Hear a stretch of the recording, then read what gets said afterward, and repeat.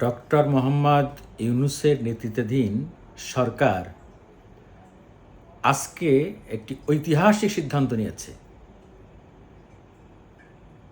বিগত আওয়ামী রেজিম আমাদের যে সমস্ত প্রতিষ্ঠান ধ্বংস করে দিয়ে দিয়েছিল, সাংবিধানিক প্রতিষ্ঠানগুলো বিশেষ করে, এই সব প্রতিষ্ঠান সংস্কার করার জন্য অন্তর্বর্তীকালীন সরকার সংস্কার কমিশন গঠনের সিদ্ধান্ত নিয়েছে। এখানে সবচেয়ে চমক হলো প্রত্যেকটা সেক্টরে এমন সব ব্যক্তিদের বাছাই করা হয়েছে সংস্কার কমিশনের প্রধান হিসাবে, সবাই জননন্দিত এবং সর্বমহলে যাদের গ্রহণযোগ্যতা আছে। যেমন আমরা এক নয় বলতে পারি ডক্টর বদিউল আলম মজুমদার, যাকে নির্বাচন কমিশন সংস্কারের প্রধান বানানো হয়েছে। আমাদের শাহাদিন মালিক, সুপ্রিম কোর্টের সিনিয়র লয়ার, একজন সংবিধান বিশেষজ্ঞ, তাকে সংবিধানের সংস্কার কমিশনের প্রধান বানানো হয়েছে। সফররাজ হোসেন চৌধুরী, পুলিশের সংস্কারের জন্য।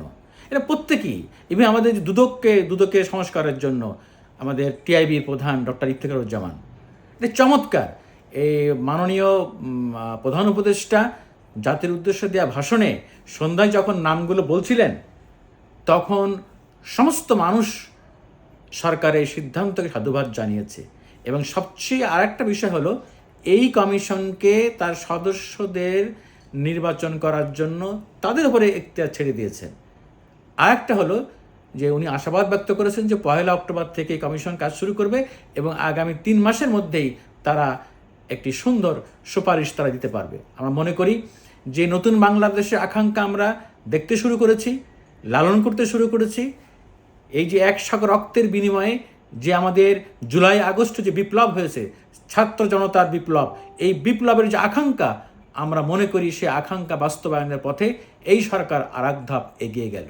তবে আমি মনে করি যে কথাটা আমি বারবার স্মরণ করে দিতে চাই, ষড়যন্ত্র কিন্তু আমাদের পিছু ছাড়ছে না।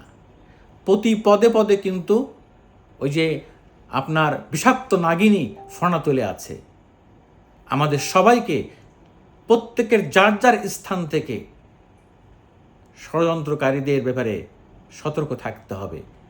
দেশি বিদেশি ষড়যন্ত্রকারীরা প্রতি মুহূর্তে তারা চেষ্টা করছে ডক্টর ইউনূস সরকারকে ব্যর্থ করার জন্য। কিন্তু আমরা চাই ডক্টর মোহাম্মদ ইউনূসের সরকার ব্যর্থ হবে না। কিন্তু উনি ব্যর্থ হলে আমরা ব্যর্থ হব, বাংলাদেশ ব্যর্থ হবে। আমরা সেটা চাই না।